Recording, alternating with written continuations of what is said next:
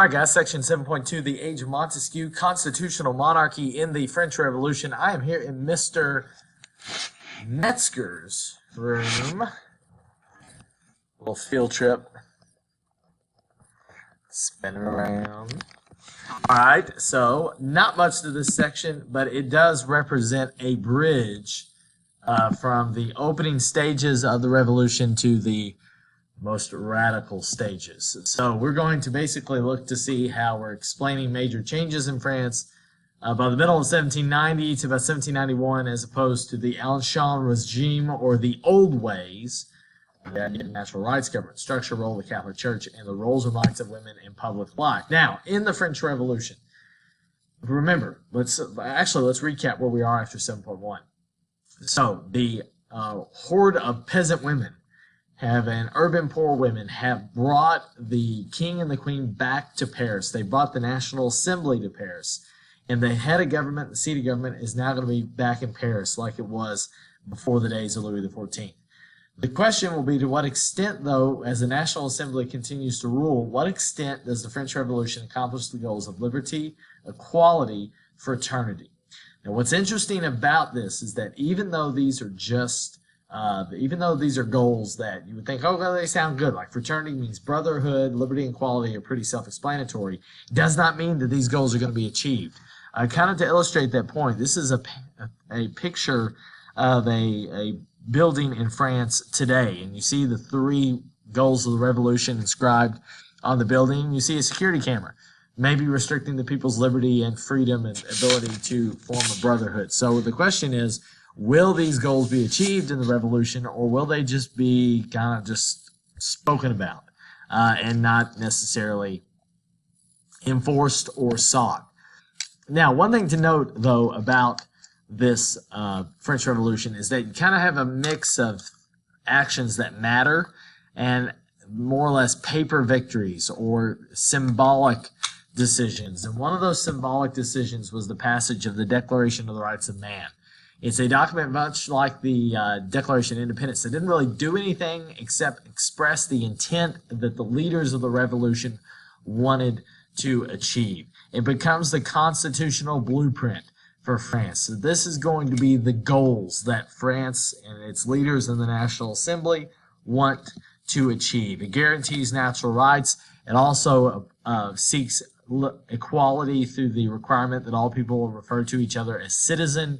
In essence, this is the roadmap. This is the blueprint by which the French want their country to go. And by the French, I mean the National Assembly. They do not mention the king at all in this document. You don't see the king anywhere. So it kind of gives you a little insight about what the plans were for the king after the year 1789. So this is the year that it's published in 1789, but it's going to be the goals and the direction that things will be going forward. So what change did occur? If the Declaration of the Rights of Man was symbolic change, what change does occur led by the National Assembly? Well, they basically become a constitutional monarchy. So that's kind of the system that they adopt. Now, the reforms. The National Assembly's reforms. So what things do they change? No workers' strikes or unions. Okay, you might ask yourself, how does that jive with liberty and equality and even brotherhood, fraternity, a workers' group? Well, keep in mind, who's writing the laws? It's the bourgeoisie, okay? They're the ones, as a part of the National Assembly, they're the ones that are going to say, you know what? We might be in a position of power, so we can help ourselves potentially at this point as well. New paper currency and metric system, but here's the biggie, and it's I told you in class, write the word stupid by this. It's called the Civil Constitution of the Clergy. What it does is it puts the church under the state's control. So the French government now directs and controls the church, the Catholic Church in France, meaning that everything that the church does has to be under the direction or guidance of the French government. Now, they do this to promote equality, because think about it. In the past, as I had a dime in my shoe. Who says shoes don't pay? Whatever. So, feet smell. In the past, the church had certainly brought about division, right? I mean, think about the Reformation, the religious wars, Even the Enlightenment, right? Voltaire speaking out against the church and the quest against intolerance. So I guess the church or the state figures here, the National Assembly figures, if we control the church, we can lessen the amount of division that can occur. I mean, it logically makes sense. The problem is some of the things that come with that. The clergy can't accept the authority of the Pope. The clergymen will be paid by the state and even in some cases elected. The problem with this is that if I am a devout religious person, many peasants were at this point, if I'm devoutly religious, I can only choose now between my faith and my country's direction. We're going in different directions now. You can either stick with your religious faith and acknowledge the Pope, or you can go in a different direction and acknowledge the state as supreme. So you've got to kind of choose. It also is going to move revolutionary activity from rural areas to urban areas. So you're going to see a shift between where most revolutionary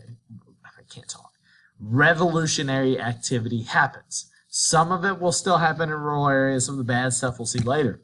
But a lot of the activity will move to urban areas because many in the countryside who are more devoutly religious are going to say, no, I don't really follow this revolutionary activity and plan. So who wins? Well, I don't know if anyone wins in the short term. Who loses? The clergy, the peasants, maybe the National Assembly, the bourgeoisie win. I don't know. So it's a huge change and something that is going to completely impact the French religious situation. Now, another aspect of change we'll go through quickly is a potential change in women's roles. Olympe de Gouges writes the Declaration of the Rights of Woman to basically reinforce the idea that women deserve the rights that men receive. If all men are created equal, then all women are created as equal as men. And she also calls for the rights to divorce for women, the right to inherit property, the right to get child support. All of these are suggestions that aren't necessarily adopted.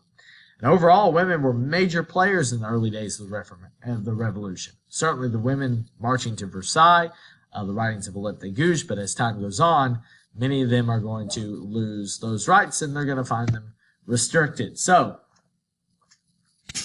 we come though to a big point, and the point involves Louis XVI. Him and his wife, Marie Antoinette, see the changes that are happening. They start to get nervous. Like, perhaps we are starting to live in a world, in a France, where the king is not necessary.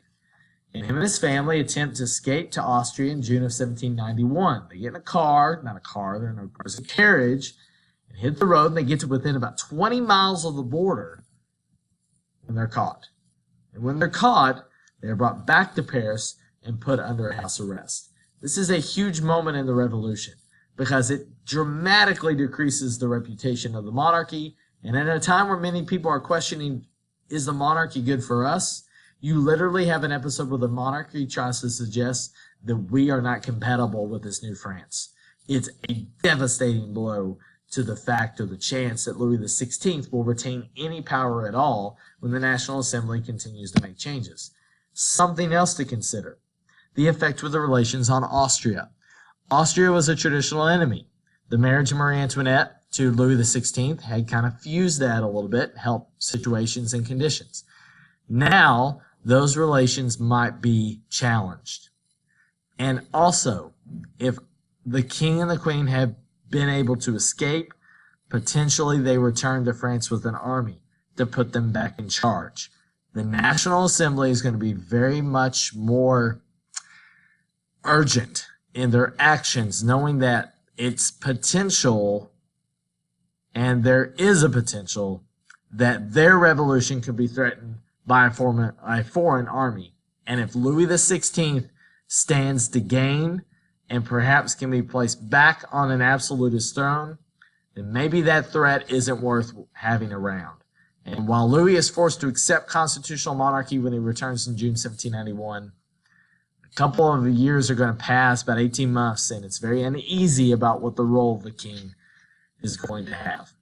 That will end 7.2. It's a short section, but it makes the bridge and gets us on the bridge to when this French government gets even more radical going down the line. I don't know what I'm doing. What am I doing here? Okay, I'm going to stop there. Okay. Bye-bye. Oh, bye-bye.